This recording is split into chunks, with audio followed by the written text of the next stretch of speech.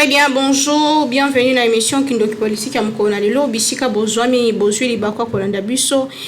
Merci Ming na fidélité et confiance, Bozo continuer pour ça la Biso partout dans le monde, Bozo la Biso na Kinshasa, na kati ya mboka na Biso, Tope Libanda ya mboka, en tout cas Totombe Libino Bolandi Malamu ya émission ya Mkonalelo, o nazini sengomi ya ko présenter Libino yango,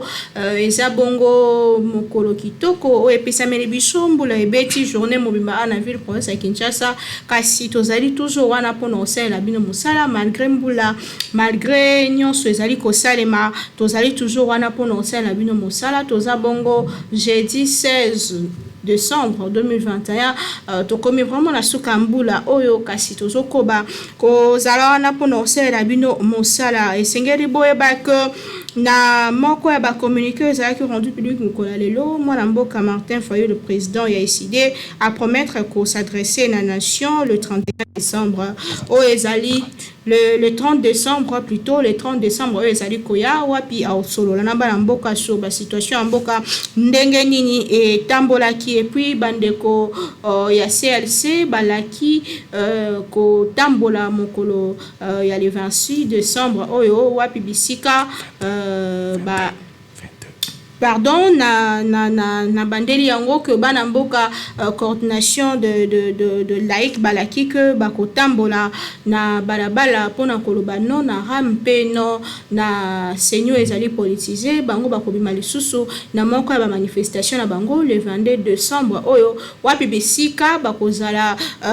pona kotelemela senyo de politisé o babandaki déjà kosala uta tangu eleki alors pona mokona lelo Kindoki politique alelo ya mbeli bino mwana mboka Bruno Mambenga na yelongo to solo la ba question d'actualité sur nini ezo salema ndenge nini na ngambo ya esi na ngambo ya nouvel élan plutôt ya la muka nini ezo salema kuna comment baza ko se préparer pour la élection parce que processus électoral esi bandaki topé batikali car na même logique ya bate na senyo ezali politisé mwana mboka Bruno mbote na yo mbote mingi mama Naomi pila mbote mingi na équipe technique mobimba ya Kindoki politique et puis meilleur vœu na ba congolais oyo ba soutenaki biso ko banda depuis mois de janvier 2021 et puis voilà on suppose que le retour coupé ça ba encore matondo parce que il faut que qui non c'est ma biso mais tout ça qui est ensemble na baninga. Merci. Très bien, merci Boingi mwana mboka koyamba on plateau na biso ça toujours plaisir yamba kolobe la processus électoral déjà entamé déjà bandi tout lobela na nous discours ya chef de l'état ou puis samaki parlement mokolo ya lundi ezala ki discours sur l'état de la nation concession ni topé analyse nini au salaki par rapport au discours au président de la République a pesaki mokolo ya lundi. Merci maman Naomi. Biso tozo c'est la discours où le président élu mwana mboka Martin Fayulu le 30 décembre parce que discours à monsieur Félix c'est aloba ki yango liboso ba militaire IDPS wana zo arrangé parce que mboka mobimba Afrique mobimba c'est la discours moko où Martin Fayulu koloba yango le 30 décembre ya mois oyo mais concernant discours ya Chilombo Toyi koloba que na kati ya discours wana eloko malonga ebimaki ezalaki te parce que discours il y a état de la nation discours oyo boye mokonzi mboka s'adresse na batu ça discours couper sa bilan na zo kimboka na boye na sali boye na matisi boye parce que kotala na discours ya Félix ozomona ka que ce monsieur qui se plaint trop depuis pouvoir oazoaki les 4 janvier 2019 tilelo ozomona balaki FCC mutuzo bloqué ngai aye koloba ete sima FCC komi ono union sacrée et puis lelo ozomona ka que non asa toujours ko se plaindre lobby arabe koloba to décortiquer un peu le discours ya état de la nation ya monsieur Chilombo au mona que non par exemple dans le domaine emploi monsieur Félix il a fallu koloba que non Joseph Kabila tikaki 8000 jeunes bazaki emploi ngana ina travailler na matisi bakomi na 15000 jeunes au bazui emploi côté wana ozomona que non monsieur Félix a zappé en on dirait a bien ngoté tu es dans domaine ya justice ozomona tango ça même ko condamner justice o ya yemoko c'est là pour que non monsieur Félix se tali bien depuis comment na moto ya mboka o ça tout ça li constant que non c'est un président le plus tribal au RDC tikana nous kozwate parce que tant que vous avez bandeko oya yo buuti na bango espace linguistique moko ozomona ke no mboka ba gérer ngonde ngwana te parce que bazo gérer mboka na esprit ke no oyo ndeko na biso muninga na biso ozomona ke no moi vraiment beau travail pour que république ait avancé ezate parce que surtout tali au mona ke no le lo oyo tribalisme eleki otala na cour constitutionnelle les amutu espace kassayen otala na cour de cassation to kei même lelo oyo ba oti konomé DG ane ozomona ke no ndeko Félix azamutu oyo bo vraiment atali espace géopolitique té alors ozomona ke no na discours na yeso kotali na page 19 20 au moins ke no ezaka copie coller discours monsieur Joseph Kabila atenaka na ba ne oyo uti koleka parce que auti koloba na secteur il y a énergie que non tout ça la courant to yebi passe na bino ozomona que non akei même musika ko finga ba kongomani ko loba que non na yebi que ça moi salaire parce qu'il a employé ça comme ça je sais que non il a été sincère il a été sincère na yebi situation d'engezali voilà bomba ngoto aza maman Naomi tant que tu as pouvoir tu as pour na ko résoudre des problèmes pour foutre ba fonctionnaire et puis kuta la sécurité en boka. Mais tant que des choses à reconnaître dès le départ 2019 que non, j'ai été bloqué, mais c'est que moi je connais, et ça que non, FCC et Banakinde ko bloqué peut-être compétences au Bandeko Bayaki nango. Alors le depuis Bandeko FCC Bakenda ozomona que non, Ndeko azoy baelo koni ni akosalate parce que et ça comme si yo papa nanda parce que le zala qui bande FCC va bloquer qui est le auti ko funda sama lukonde que no gouvernement ba waro eza gouvernement ba incompétent ba sale le côté donc lobby même ce que to sala ta choté en 2022 au moins la monsieur Félix akoloba ete ezala ki ngate c'est le peuple congolais qui m'avait bloqué pour que na sala nini vision na ngai na réaliser en côté donc concernant le discours de monsieur Félix c'est un discours creux au iloko malonga et bimi na kati na ezate parce que koloba que non nazwaki na présidence na ngai na sali nyoso na moto ya Union africaine na c'est kimia entre Égypte et Soudan. Aujourd'hui, c'est kimia entre Égypte et Soudan. Et résout des problèmes à Congolais. Tout est dans le domaine de l'énergie, tout de suite, régie des eaux. Mais ma pemboka na niveau ndenga lobela ki ko fungola mboka na un espace international les APK moka ba. Mais mboka déjà ouvert na ba relation union sur Libanda. Il y a quoi bisabiso iloko nini asika. Ouais, salut tout le monde parce que maison Schengen avant et quand maman Naomi maison Schengen banda qui déjà fonctionner. Maison Schengen est tu que utaki ko kama d'ici na presque fin mandat Joseph Kabila. Non, eza eloko oya sikate monsieur Félix Enango. Tu es dans le domaine par exemple la sécurité. Au lieu ya koloba que non ko tombola basoda na biso que non basoda na biso basali musala malamu na féliciter bango mais au moins monsieur Félix ko kende ko kumisa armée ougandaise na armée rwandaise déjà na kati armée na biso et ça déjà bokabwani parce que yo mukonzi amboka oki ko kende ko pesa ko tombola ba force étrangère était par rapport à bana na ndako ça comme si yo mama na ndako bana na yo oloba no bana na ngai na ko pesa bango moi priorité mais aux autres la priorité ya ko pesa mwana o par exemple mwana ya mbanda ozomona ngo que non monsieur Félix na makambo o nyo solobaki mama Naomi il n'avait pas de maîtrise na makambo lobaki et puis cohérence ezala qui était parce que il s'est contredit plusieurs fois tant lobi que non tout ça la remaniement d'ici mois de février à Waboy et puis quelque part à Kobanini élection ezali alors ozomona quelque part tant lobi que non gouvernement oyoboy va répondre dans tête à la population il faut vous changer gouvernement musika parce que pour votre information d'ailleurs je vous informe na ba source autosuit et ça le gouvernement oyobima et vous allez peut-être ndeko akobima quoi premier ministre à un espace équatorien si je peux dire alors tant on va conformer gouvernement asika ou bien par exemple a nommé premier ministre na mois mars il faut que ça la ko sala nini koluka majorité ko tala banani baza ebele pour constituer gouvernement et ko soit biso temps aujourd'hui on a mis sur mais 3 mois ou bien 4 mois alors ti gouvernement sikaye vandaka ti babanda musa ba investir bango aujourd'hui on a été notre comme même ti fin 2022 gouvernement wana e ko vandate alors mutu akuya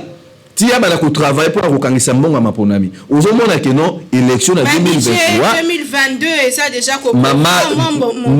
mbongo mon côté ils a déjà mis à disposition pour na ba élection na démontrer mais budget ça bon côté maman budget ça ba prévision budget ça va bon côté que les gens connaissent ça même temps toujours ba que non budget na biso RDC ça 7, par exemple 7,5 milliards et ça bon réel beauté ça ba prévision au bazo prévoir que non ce que tu travailles du tout comme na boy tout comme na boy mais comment na makambu o nyonso o monsieur Félix ça c'est contredit donc bonne volonté ya ko organiser ma ponami izalité yango wana au mona ki biso résistant ndenge na lobaka toujours na approche Adolphe Monzitu na soutenir ka idée Adolphe Monzitu alobango plusieurs fois que non Félix a voulu changer mais le gouvernement et le comme alonga et ko changer isa nango wana te parce que le oyobwe il nous kamba lobis avant ça remise reprise a dit ça ka ça bi gouvernement ce qu'on réussit le coup me cause n'est pas à Félix mais ce qui est récité au monde à raison c'est toujours au probe pas na yo yango le autre ça ko vivre yango donc maman Naomi élection en 2023 et que ça les maté parce que Nathalie Sibino ba paramètre nyonso eux se démontrer que non il n'y aura pas mbongo eux comme mabiso na élection en 2023 yango biso to lobby ce qui élection salité monsieur Félix ne sera pas président soit il y a transition soit président pour assumer faire courante en Boka parce que nous avons senti de l'amateurisme avéré et puis de les compétences il y a tout ça la publicité non 2021 qui s'allume banda mais jusqu'à preuve du contraire maman Naomi tout monde qui s'allume et banda te tout y même na domaine ya justice tala batunyo so o bakana ki bon la procès ya makambu ya 100 jours ba DG OVD ya Foner bango baso babima libanda alors tozo mituna mboka ba développer mboka na lokutate. On ne peut pas construire un pays sans pourtant punir les voleurs. Le lot oyobwe. Biso baso tout monde qui procès ne ko caméra ngele kanaki mais le lot caméra oyo bakangaki caméra na cop caméra bimi le na cop. Liberté provisoire. Non, n'est-ce pas un droit? Maman Naomi, caméra n'a pas demandé liberté provisoire les lots. Pourquoi quand on a souka il y a tout ce qui est na fait mandat à Félix caméra à komima muto la kateli mandat à 20 ans na recours bazongi ici à 13 ans mais pas un quart. Donc on suppose que maman Naomi notre justice est pourrie et puis le pays est commis vraiment à la portée à balabala donc nous avons des dirigeants santé na eza malamu te il fallait qu'il ait besoin de santé à malamu. Maman Naomi Edi Kapena a sali plus de 20 ans en prison à Makala. Tout ce qui a été fait, Edi Kapena a venu en prison à Beli. Donc on suppose que non, le seul prisonnier congolais a été Edi Kapena. Alors pour la biso, procès à Kamer et Maman Naomi, c'est un procès où le Bouizala qui procès à COP. Kamer et Bakanga na COP, a libéré Kamer na COP. Parce que Kamer et personne qui n'est pas revenu en prison à Makala, Kamer a n'a kunaï. Alors aux hommes la Babylone qui peut croire le lot vraiment de tout vandi bonabiso na bino. Que nos justice a beaucoup fonctionné. Alors, aux hommes, ils ont la qui sait que non, nous n'avons pas vraiment de dirigeants. Oh, Bobaouti na volonté à peuple. Il y a un lobby que concernant discours à Félix Tshilombo, c'est un discours plaintif. Depuis Félix est à pouvoir naé, à part que le bail que non na sala qui bouille, et ça ngati ça basaki bloquer ngai. Ti le lo oboto que na li rwana yango moni, mais bande ko na biso IDPS va comprendre ba lobby que monsieur Félix a trahi lutte ya papa Etienne Tshisekedi, a trahi lutte oyo bande ko ba kufela ngo ba Rosimu Kendi, ba Thérèse Kapangal, ozomona ba biloko wana nyonso, isa biloko oyo boye, batu bazali susu na confiance ya mwana moka Félix c'est parce que de bisika ozali libanda na makambezo le kanakati eza différent bino pe boali libanda boyebi teni nezo le réellement maman Naomi nazo bisabino biso tozali libanda mais soki to travailler te le ko la Félix nenga zo travailler parce que le problème d'abord on a ba parti politique oyo boye basé na vision ko gérer mboka mission parti mission principale la parti politique et ça ka ko pouvoir tendre bande bakanisa que non tozi pouvoir et puis to conserver le plus longtemps possible mission parti politique et ça pour faire adhérer nano ba militants na kati ya parti politique et puis ko former bango ya wana zo mona ngai na za pemena Adolphe Monzitu na mona ngenga former ba militants na parce que l'habitant de Boya na pouvoir et ça teno botata bana et ça tout ça parce que bande ko na biso UDPS ba lutter pendant plusieurs années mais ba zo qui t'a ko former bango te donc différence ça yango wana que non l'UDPS n'a pas été formé pour la gestion ya république à maman Naomi alors OK comme on a même na domaine ya éducation Monsieur Félix Kolobaye que non, éducation, tout ça, tout ça comme ça, patati patata makambaloba qui wana. Non, éducation, y a beaucoup d'ambition et conflit depuis Félix yana makamounae. Aussi, moutoulouko la maître Tony Mwaba, c'est un docteur. Mais dans le secteur technique, wana, Tony Mwaba, a un diplôme na union, so wana, tanya à l'université de Sorbonne, so wapi, abomba yango. Ce qui a fait que non, Tony Mwaba, abima, le ministre, si je peux dire, moi côté, Isaac, non, orgueil. Il y a diplôme, il y a doctorat. Mais concernant discours et à Félix et maman, c'est un discours creux, c'est un discours ouboué, Kongomani, Babanaï Kouzelate, parce qu'il a fallu que non, sur le domaine de la sécurité, nous avons éradiqué les ADF. Dans le domaine de la santé, tout ça, tout tungi, autant d'hôpitaux, tout engagé, autant de médecins, tout ça libre. Mais maman Naomi, état de siège, ils ont juste un aloba yango. Ah ouais, si je me trompe pas, ils ont qui nango iska oyo Félix avec élargi corruption, biska oyo Félix qui a signé accord na secret entre Rwanda, na Uganda na Burundi parce que le omoni force armée ougandaise ba continue mboka na biso o bazo sala même désordre. Alors lobi outi ko mona la police kongo rwandaise ko kota na kati ya mboka na biso mboka nini oyo bino boyebi depuis toza bana tito ko lilo o tutangi na classe mboka deux pays étrangers et il y a na force na ngoko pour gérer na kati ya mboka mususu c'est ils a pour la toute première fois pour ngana mona que non nous sommes le seul pays il y a Afrique centrale oh que non armée rwandaise et na kati ya basali sélection na kati ya armée congolaise et puis la police rwandaise na burundaise bakoti mais ozomona bisika o danger zali parce que le boy Félix Azumboka ateki mboka yango na musée le père alobaka so to sali attention te mboka na biso to kuma esclave ya ba rwandais na ba ima na ba tuchi yango lutu na biso zali que non Félix a trahi le Congo biso ba jeune biso bilenge oyo butuza que non lobito mona mboka na biso mobimba il faut faire tout pour chasser Félix parce que Félix c'est un danger pour la République maman Naomi discours na et loko malonga et bimaki wana to robela processus électoral déjà bandi nango déjà ndenge makambezo kende desima ya kokuta na ba sango ndenge nyonso eleka qui apparemment likamba vérité des urnes ici likambo ya pardon de politisation ya seni eza déjà passé parce que sango ba mo ba biketo ki na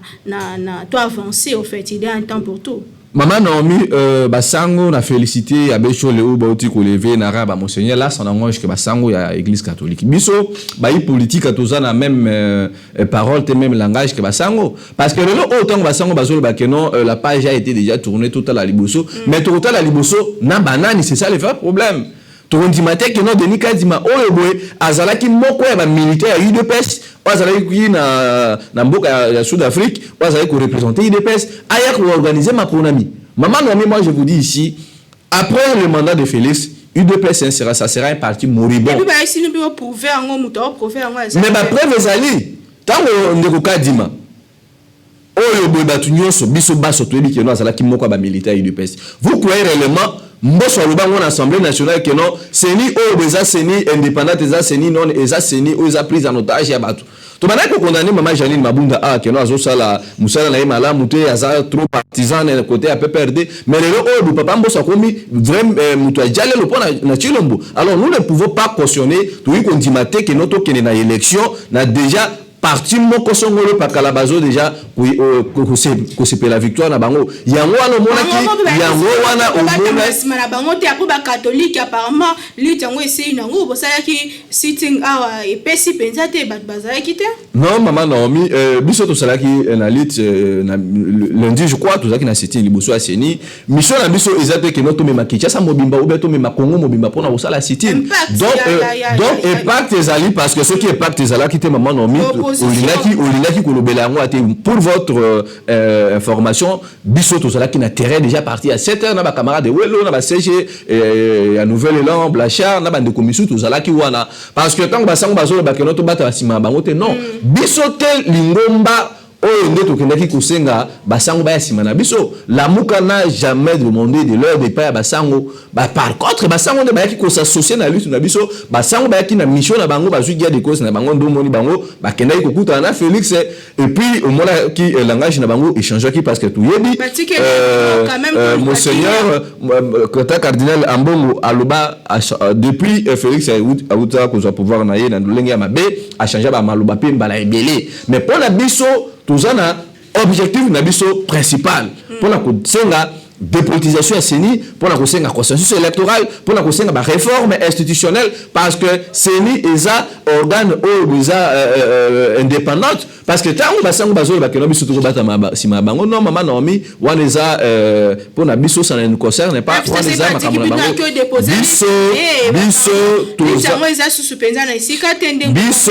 biso lingomba oyo bandeko ya Lamuka nanga na soutien ka bandeko ya Lamuka pe komona Adolphe Mozito biso to zalaki libala na lingomba ya Joseph Kabila ti le oyo boye famille politique ya Joseph Kabila izana mbilinga parce que bazo baté nani azo représenter FCC parce que FCC elle Costa Mutamba FCC le Didier Manara o bauti ko révoquer récemment parce que tokiki ko sangana bandeko pona objectif quand même maman no mi soki ezali pona intérêt à peuple bandeko wana bazo kende pona ko ba intérêt personnel na bango parce que biso tokiki jamais ko trahir peuple oyo azo pesa toujours confiance na ye et pas à moi na mboka Martin Fayulu ndenge to le bakango toujours non Lamuka eza état d'esprit parce que biso toza derrière Martin Fayulu toujours soutenir oyo peuple alobaki yonde mutu okomema biso na changement parce que changement même yemoko Félix aloba changement ya RDC c'est Martin Fayulu parce que na nyonso oyo esalemi ndenge bandeko oyo babomilute parce que bandeko ya FCC PPR de baza modèle te pona mboka oyo bo bango nde par contre bayaki kobata masima Lamuka pona kotalisa que non mabe na biso to ya na Lamuka po baza la laver mais peuple aza déjà mature à comprendre banani baza kubunda pona intérêt na bango et puis banani baza kubunda pona intérêt ya ba poche na bango donc c'est une lundi pour na koki ko chiter na place wana maman Naomi c'était une grande réussite parce que la police ezalaki wana ebetaki gaz et puis ekalaki ba militaire na biso ndeko Serge oui bazalaki arrêté et puis ndeko Lumumba azalaki apparemment minimiser non peut manifestation mais maman oh liboso wana nde la police penze zalaki tozalaki sur terrain na oh la police zalaki na penze la mukara ya ngomo on dirait ba ina ba on peut ba yana ba on peut militer apparemment maman Naomi je vous ai dit mission na biso zalaki ya komema Kinshasa mobimate pour na okende ko sala sit-in parce que la police ezalaki wana armée jusqu'au dents et puis il y a eu des arrestations et puis bandeko misusu bazalaki torturé et puis bamisusu bakangaki bango donc pour nous c'est déjà une réussite parce que vous la presse vous étiez là et puis la police ezalaki ekangaki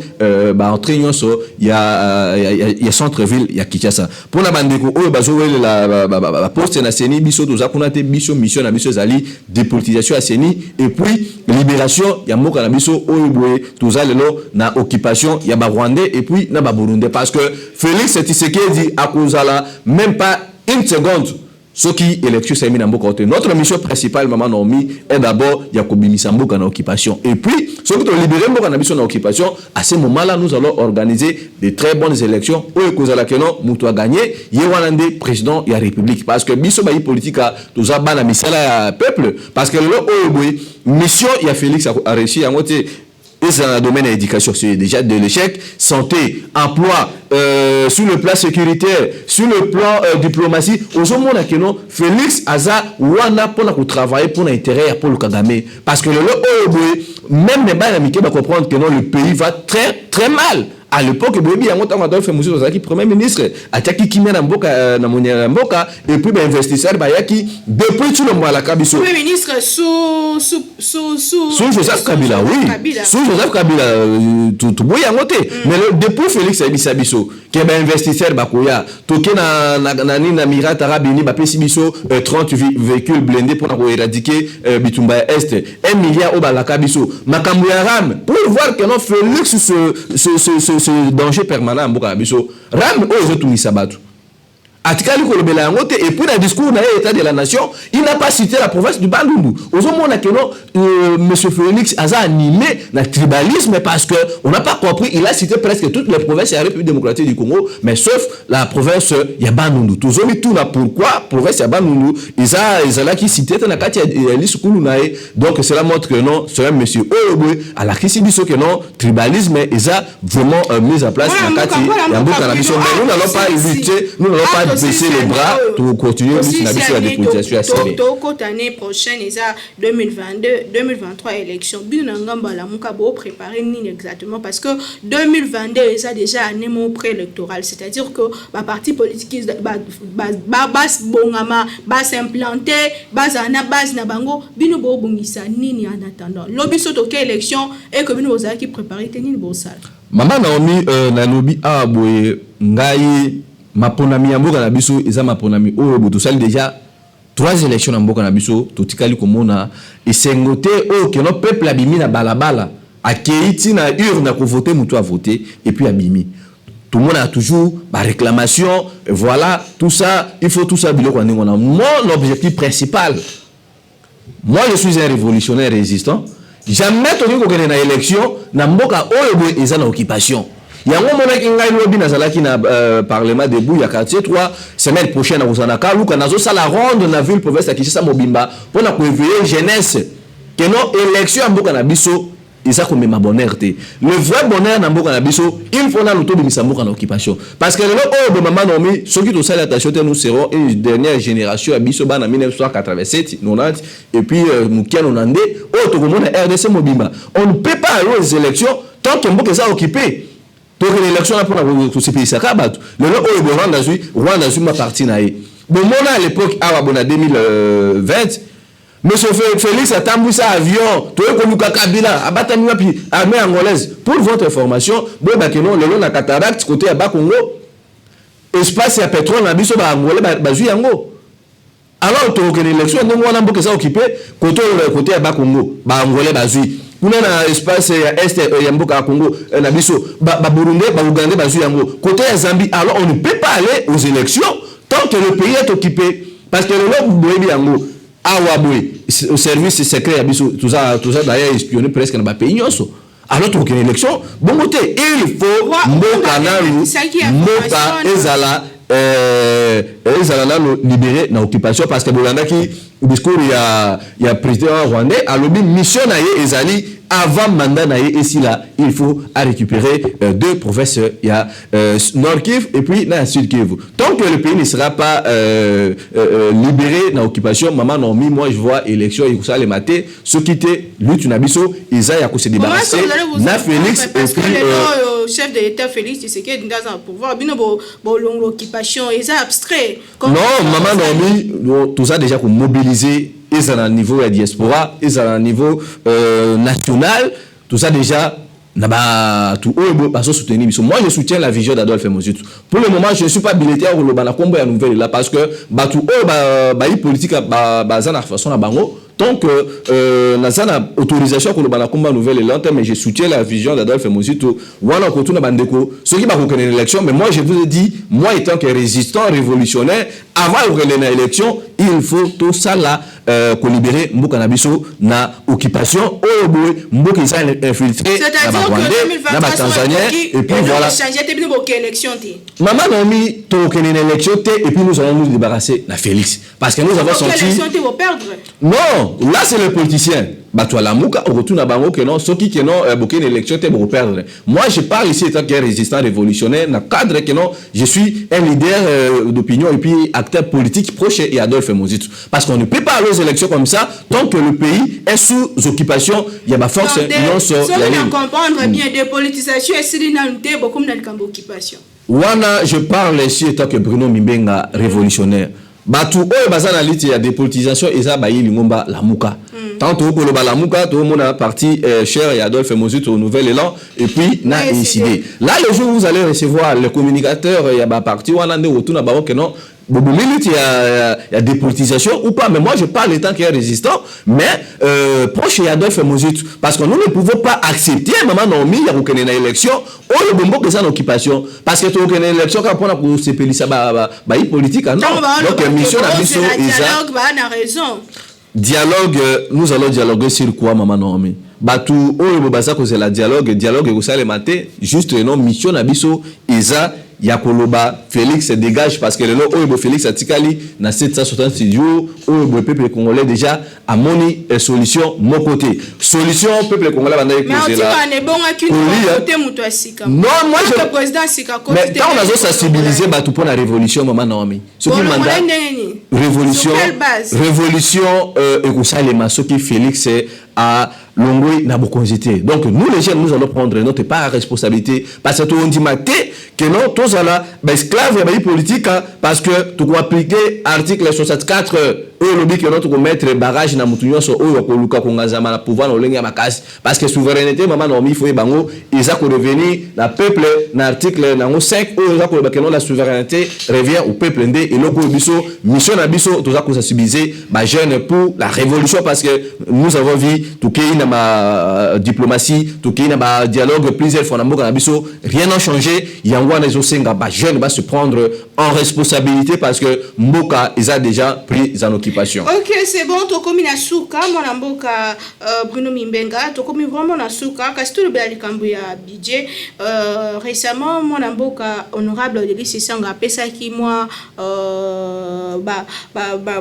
Alobaki, le Lenge Kaniko, réduire train de vie à l'État, Kassi. Na maloba na ye a équipé koloba lisusu lolenge kani budget ezalaka respecté na mboka na biso et hier le président du Sénat Modeste Bat a confirmé dossier yango sinon yo toza vraiment ba spécialiste était kokota na kati na ngambo économie kasi na komona pe ko analyser ni esala que respect ya budget to ba ligne budgétaire ezala ekokisa mateza exercer te ezala exécuter te lolenge sengeni. Maman Naomi, moni oyo kulutu na ngai deli sanga za ko sala eza nango juste ko luka ko attirer attention ya batu. Parce que le no oyo boy budget mboka na biso za la respecter parce que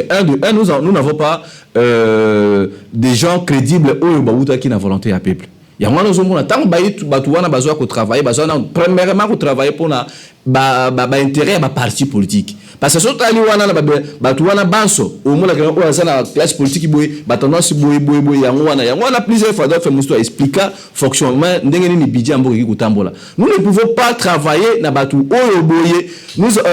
baza ko nyoko la peuple baza ko iba tango nyonso. Na uti ko landa sénateur batu ko ba que non ce qui respect à budget et ça respecter à ko traduire batu en juste non c'est faux. Donc le problème c'est que non monsieur Bat naba citoyen bosso baza bana misala oyo bakomi ko sala pona ko luka ko laver image ya monsieur Félix Antoine Tshilombo parce que on ne peut dénoncer à quoi bino batu boza na kati ya nzungu bino batu boza ko gérer mboka donc dénoncer quoi bon là pour ça il y a quoi améliorer façon na bango ya ko travailler leur façon de faire eza vraiment mabe maman Naomi yango mais gouvernement ils a rôle à gouvernement respecter le budget mais ça yango te pour dire que non le gouvernement le Salema kana Adolphe Mozitu tant azalaki premier ministre donc bato baza wana sont des amateurs bato oyo ba yebi eloko bazo salaté parce que ko travailler na bato baza ba compétent fouille compétence yango auto so vivre parce qu'à l'époque il y a Adolphe Mozitu makambo ya respect à budget ezalaki respecté le problème c'est que non batu oyo bali ko apprendre tena batu oyo bayebi voilà les vrais problèmes mais biso tant que vous je suis un mboka maman Naomi au monde que non notre façon de faire notre retouche au monde en différence il y a batu oyo boye bazala qui préparé pour la gérer république et puis au monde en différence autre batu oyo bazala qui déjà préparé pour la gérer mboka donc nyoso oyo bandeko bazo sala eza na juste bricolage parce que baza na maîtrise il y a eu l'autre bazo salaté parce que on a compris que non ezala ba délice sanga ezala ba batu kwebo bango nyoso wana baza na maîtrise ya makamu oyo baza ko salaté parce que kotala boye aux hommes que non moi côté tabana nous on critique et puis on propose parce que mission là il y a bande oyobu mona kindeni ba vata ki ba ki so ki toye le warrior gouvernement ba warrior to travailler to augmenter ba recette to ça là mais jusqu'à preuve du contraire na kati ministère à budget recette mon côté étiquette comme ta part oyobu moi miette oyunani bande ko LCC ba travailler qui parce que muto travailler qui à l'époque comme il faut ezaki mwana mboka Adolphe Muzito tangu ndeko matata poni ayekozwa omoni ayesu ko détruire nyoso oyobu Adolphe Muzito atungaki yango wana mama Naomi tangu peuple congolais akozongisa tufunaye na batu stabilité ezalaki moi makasi na stabilité ezalaki te mama okiko ba keno stabilité ezalaki de 2008 à 2012 tango Adolphe Muzito zaki premier ministre parce que Adolphe Muzito a maîtrisé qui inflation en bongo to ya dollar ezalaki vraiment maîtrisé et puis ba recette ezalaki ya komata Adolphe Muzito aye akuti na côté ya magistrature na côté ya justice on n'avait pas assez de magistrats tout ça qui il a fait il y a 400 magistrats sur l'étendue du territoire national mais aye a matisi ya komisi bango na 2000 et puis alongoli bango na salaire ya $400 a komi ko futa bango $2000 mais lelo o kena ko vérifier au moins que non mutu azalaki ko toucher $2000 akiti akomi na $1000 ozomona que non place problème ezali Adolphe Muzito aye kokuta ba enseignant na salaire à muke amatisi bango ozomona que non secteur par secteur Adolphe Muzito avait travaillé et puis il est le seul premier ministre oyoboui asalaki na temps na ye makambu bato ebele ba sepelaki nango ezala ba fonctionnaire ya l'état ezala ba privé na ba coopérer ba sa misala bango ba bandai ko se retrouver par contre on Hollande o malamu mutu travailler malamu na batinyo soka Adolphe Muzito to sote mais na solo ba arabo ce qui obi mutu travailler malamu depuis 1960 2021 tout ça le azate à part Adolphe Muzito donc ce qui le met retourne à vérifier bah quoi que non on n'a jamais connu un tel type comme Adolphe Muzito yango wana je suis fier ya koza pembe na pour la koza maele parce que lobby tant to ko bimisa mo na biso na occupation et puis tant to ko organiser ba élection malamu tant to gérer mboka maele wana ezala au service ya peuple congolais pour que non mutu na mutu a bénéficier na maele o boye tout tangela ki yango ba université tout tangela ba classe pour la ko tombola mboka na biso ekenda liboso parce que le o bo mama Naomi oza ko mona que non bandeko o ba ye batikali ko sala eloko mo côté ezala ba na secteur éducation ozomona toujours tantonnement ndekuno nzangi azokenda kopesa ba makambu o baza vraiment na maîtrise donc ba secteur local enseignement mama Naomi il faut kopesa ba technicien lelo oyo toye na ministère ya finance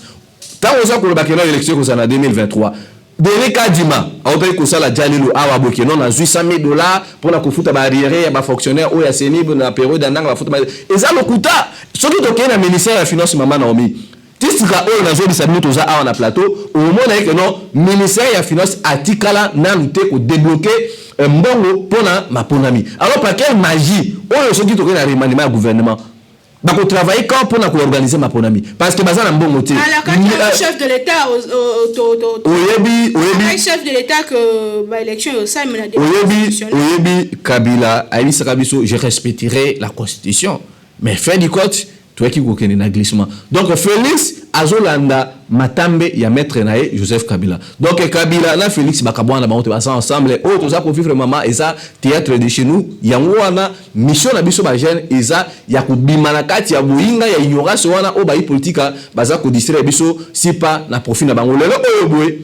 famille Tshisekedi nyonso baza na Lubumbashi na Katanga baza ko zwa konduka misola ba kongomani soki na ba espace minier nyonso ya Katanga au moins que non bandeko famille Chilombo baza kuna baza ko mbongo alors tozomi tuna avec telle façon de travailler vous croyez réellement que non mboko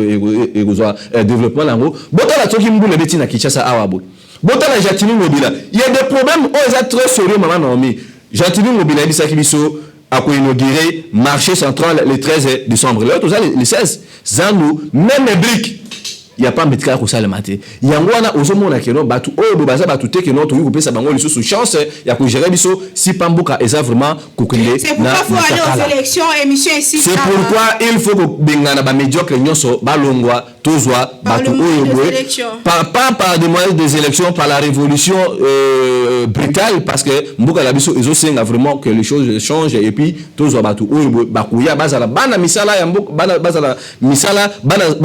misala ya peuple pour que ba travailler mutuna secteur nae apesa o asali azali nango ya kopesa pour que mboka ekene non mama na kena libanda mbe côté na zana kati libanda ya mboka na biso article 64. Je vous ai démontré ici, il n'y aura pas d'élection à Mboka Nabiso Mama Naomi. Élection vous a raté, et puis Félix ne sera pas candidat, ne sera pas président de la République dans ce pays-ci. Parce que l'ère est déjà révolue, il faut que non, Makambo Missou Sika, et parce que tout le monde dit vraiment que non, Mboka Eza Yakobeba. Ça n'est fini pour aujourd'hui. Votre mot de la fin et de proposition surtout. Oui, nous Bayasuka Eza que non, le jeune nous devons prendre en charge et puis responsabilité Nabiso. Et puis j'invite toutes les jeunes et puis tous les Congolais de venir massivement le 30 décembre de ces mois pour écouter les discours de président, le vrai président élu Martin Fayulu, qui va s'adresser à la nation, et puis il va nous donner le compte rendu comment est-ce que le pays a été pris en otage par le médiocre, d'où si pas les médiocres doivent être dégagés. Voilà, et là qu'on a vu Kolobayangwana, nous soutenons nos leaders de la Mouka, Adolphe Mozito et Martin Fayulu, parce que changement c'est Martin Fayulu, changement c'est Adolphe Mozito. Je crois maman Naomi mboka moko bakuyi kusanga bakonye balete s'adresser na bana mboka ndenge nini totamboli commande janvier 2021 et puis ndenge nini tokoki kusukisa ngo le 31 décembre. Voilà bila ya Martin Fayulu oyo akoloba ita que le vrai président ya mboka. Voilà eloko ya suka ona kuyi koloba yango wana pona mukolo ya lelo, et puis si pas kopesa bino merci ndenge bo accompagner biso du début à janvier ti na mois ya décembre équipe mobimba ya KNB kindoki na politique ko bana déjà na bino, et puis bande ko nyonso ba pesa biso confiance, et puis nous allons chasser plutôt les médiocres awaboye ndenge tuzo banda 2022 okomona ba manifestation ya kafu oyo boye kozala que non libération ya mboka, parce que on a vu que non les médiocres ont travaillé et puis ils n'ont pas donné de quoi ils nous ont promis maman Naomi. Ça n'est fini aujourd'hui, ça n'est fini pour aujourd'hui. Merci beaucoup de nous avoir suivis partout dans le monde. Bolandi biso bisika nyonso, merci mingi na fidélité na bino, merci na mwana mboka Bruno Mibenga ndenga ndime ko na mituna na biso tokutani prochainement na invité à Sika, toujours avec le même plaisir. Beaucoup bakokomela biso et opération ezamoko eloko asikani ni bolingi to bakisana kindoki politique bokomela biso le but des jeunes qui m'appelle na bino esala kinga bien bo continuer kokomela biso, surtout bobo sanate ko se protéger contre coronavirus déjà ko sala rage pour la 4e vague oyo et oza bien makasi tokutani lobby. Merci.